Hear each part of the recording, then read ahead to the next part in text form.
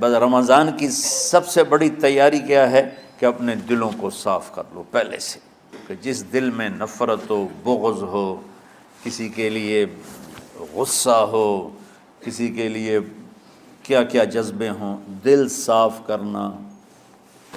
ہمارے گھروں میں روزانہ جھاڑو ہوتا ہے، یہاں مدرسے میں روزانہ صفائی ہوتی کہ نہیں ہوتی؟ چونکہ دنیا کی اصل گندگی ہے تو جھاڑو ہاتھ سے نہیں چھوٹ سکتا۔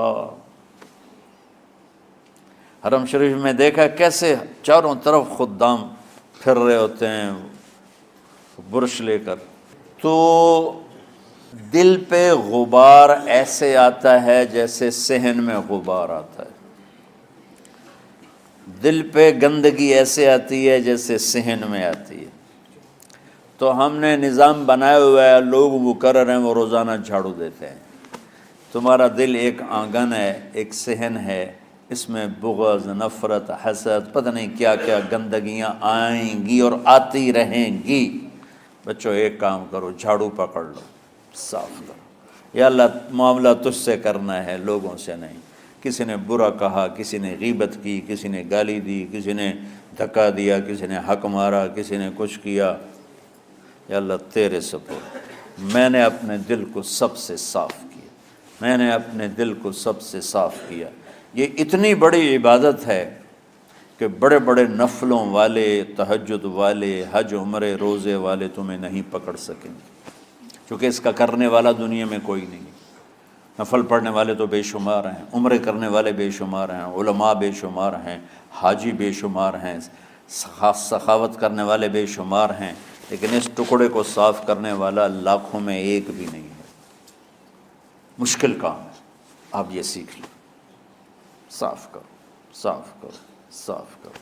یہ رمضان کی سب سے بڑی تیاری اور علم کو حاصل کرنے کی سب سے بڑی چابی ہے کہ اپنے دل کو کھلا کر لو۔ کوئی چیز خالی ہوگی تو کچھ آئے گا۔ جس دل میں بغض بھرا ہو، نفرت بھری ہو، حسد بھرا ہو، کینہ بھرا ہو، اس میں خاک آئے، اس میں تو علم کی ایک کرن بھی نہیں آئے گی۔ اس زبان سے چاہے جتنے مرضی موتی بکھیرے، دل اس کا اندھا ہوگا۔ لا تعمى الابصار ولكن تعمى القلوب التي في الصدور۔ یہ آنکھوں سے اندھے نہیں، دل سے اندھے ہیں۔ تو بچوں اپنے دل کو صاف کرنا سیکھو۔ وہ کتنی مشہور حدیث ہے، آپ نے کہا اس دروازے سے ایک جنتی آ رہا ہے، تو ایک انصاری صحابی داخل ہوئے، جوتا ہاتھ میں، داڑھی میں وضو کا پانی۔ اگلے دن اس دروازے سے ایک جنتی آ رہا ہے، تو ایک صحابی آئے، ہاتھ میں جوتا، داڑھی میں وضو کا پانی، وہی صحابی۔ اگلے دن اس دروازے سے ایک جنتی آ رہا ہے، تو وہی صحابی 3 دن جنت کی بشارت لی انہوں نے۔ اس صحابہ کی جماعت میں ایک شخص ہیں جن کا نام ہے عبداللہ بن عمرو بن عاص۔ ان سے بڑا عبادت گزار صحابہ میں کوئی نہیں تھا، نہ سابقین میں نہ متاخرین میں، نہ پہلوں میں نہ بعد والوں میں۔ ان کی عبادت کیا تھی؟ ساری رات جاگنا، سارے دن کا روزہ، اور ایک ختم قرآن صبح سے شام تک۔ اتنی اللہ نے طاقت دی تھی۔ پھر وہ غلوب والی بات آ گئی، ایکسٹریم ہونے والی بات آ گئی۔ ان کی شادی والی رات حجلہ عروسی میں داخل ہو رہے ہیں، دلہن کے کمرے میں داخل ہو رہے ہیں، اور مصلی بچھا کے اللہ اکبر، اور دیر نفل تے نفل، دیر نفل تے نفل۔ تو ان کی بیگم نے دیکھا تو وہ بھی خیر کا زمانہ تھا، انہوں نے بھی وضو کیا اور پیچھے مصلی بچھا کے وہ بھی فجر تک نفل پڑھتے رہے۔ صبح ہوئی تو حضرت عمرو بن عاص رضی اللہ عنہ نے پوچھا، بیٹی رات کیسی گزری؟ کہا جی ماشاءاللہ آپ کے بیٹے تو بڑے عبادت گزار ہیں، ساری رات نفلوں میں ہی گزری۔ تو وہ ان کو شکایت کر دی۔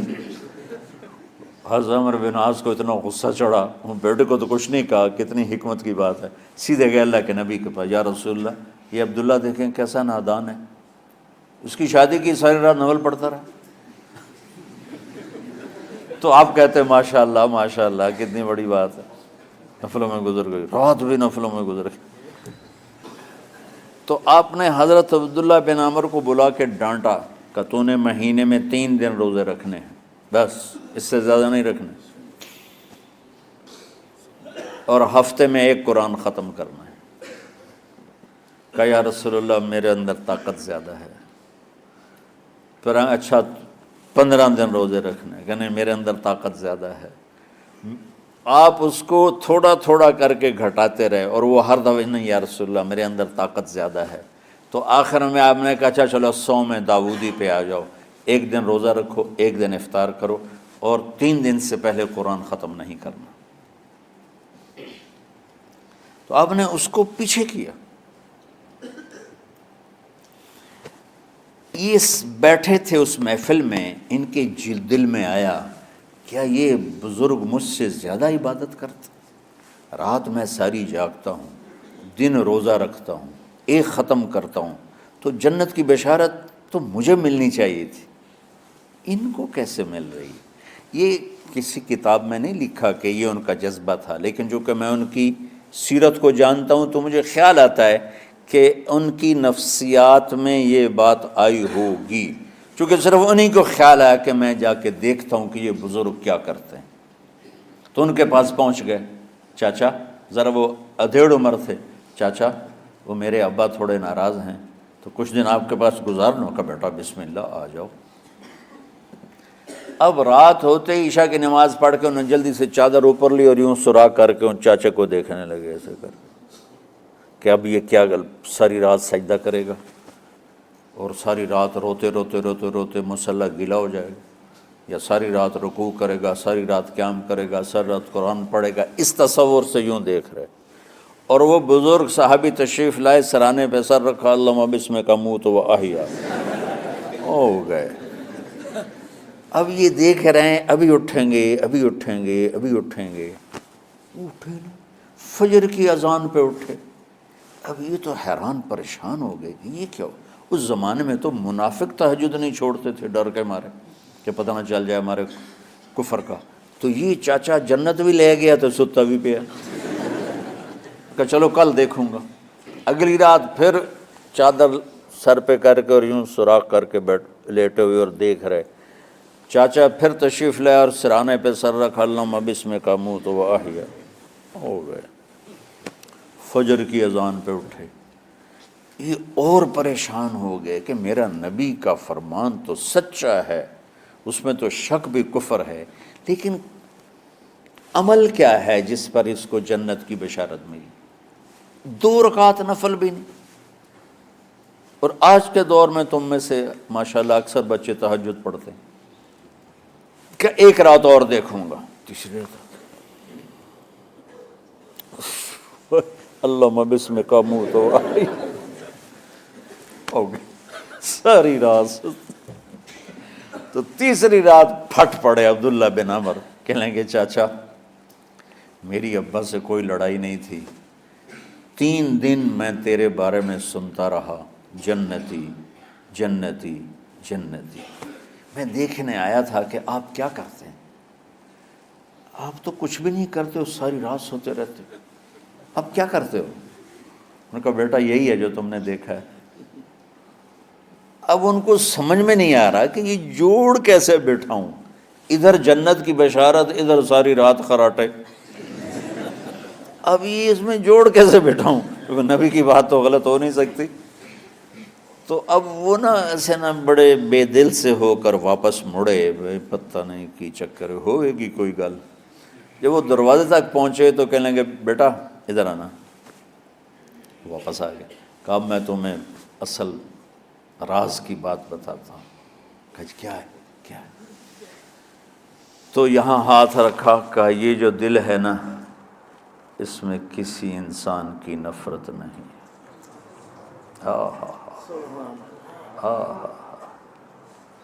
اور جب اللہ کسی کو رزق دیتا ہے، عزت دیتا ہے، مجھے کبھی حسد نہیں ہوا، مجھے خوشی ہوتی۔ تو عبداللہ بن عمر نے کہنا تھا ہاں یہ بات ہے، نہیں، انہوں نے کہا ہاذا ہوا، اچھل کے کہنے لگے ہاذا ہوا، ہاں ہاں ہاں ہاں یہی ہے یہی ہے یہی ہے۔ پھر کہنے کہ چاچا پر یہ میرے بس کا نہیں ہے، کون کرے گا یہ؟ اتنے بڑے آدمی ہو کر کہہ رہے ہیں کہ یہ میرے بس کا نہیں۔ تو بچوں، دنیا میں جنتی بننا ہے اور علم اللہ سے لینا ہے تو اسے صاف کر دو، سب کی نفرت سے۔ اس نے مجھے یہ کیوں کہا، اس نے مجھے یوں کیوں دیکھا، اس نے میرے بارے میں یوں کیوں کہا، اس نے میرے بارے میں یہ کیوں لکھا۔ جس کی تعریف ہوتی میری کتنی برائی ہوتی، صرف تعریف تو نہیں ہوتی، بھرا پڑا سوشل میڈیا مجھے گالیاں دیں۔ اللہ کے فضل سے میرے دل میں ایک ذرے کے برابر کبھی کوئی منفی جذبہ نہیں آیا، آئے تو میں دھو کے صاف کر دیتا ہوں، یا اللہ میں نے اپنے دل کو صاف کیا، میرا معاملہ تیرے ساتھ ہے، کسی کے ساتھ نہیں۔ یہی آپ رمضان کی سب سے بڑی تیاری، علم کے حاصل کرنے کا سب سے بڑا ہتھیار آپ کو یہ نہیں ہے کہ تمہیں کتابیں یاد ہو جائیں، تمہیں اشعار یاد ہو جائیں۔ تو ساری امت سے کہتا ہوں رمضان کا استقبال کرو، دلوں کو صاف کر کے، نفرتوں کو مٹا کے، مذہبی نفرت، دنیاوی نفرت، رشتوں کی نفرت، بول چال کی نفرت، سیاست کی نفرت، لین دین کی نفرت، ان سب سے اپنے دل کو صاف کرو تاکہ رمضان میں اللہ نے علم اتارا، اللہ تعالیٰ آپ کو علم عطا فرمائے، اور باقی لوگ جو عام دنیا میں زندگی گزار رہے ہیں ان کے دلوں میں اللہ رمضان کا نور اتارے اور ہدایت کا نور اتارے۔ یہ سب سے بڑی تیاری ہے اس کی۔ اور کسی سے گلہ ہے، غصہ ہے، ناراضگی ہے، کسی سے بولتے نہیں ہو، ابھی سے شعبان آ چکا ہے، آپ شعبان سے رمضان کی تیاری شروع فرما دیتے تھے، تو اس کی تیاری کیا ہے؟ وہ دلوں کو صاف کرو، معاف کرو، معافی مانگو، تمہارا قصور نہیں پھر بھی معافی مانگ لو، دلوں کو صاف کرو، اور اللہ سے سخاوت مانگو کہ اللہ کو سخی بھی پسند ہے اور صاف دل والا بھی پسند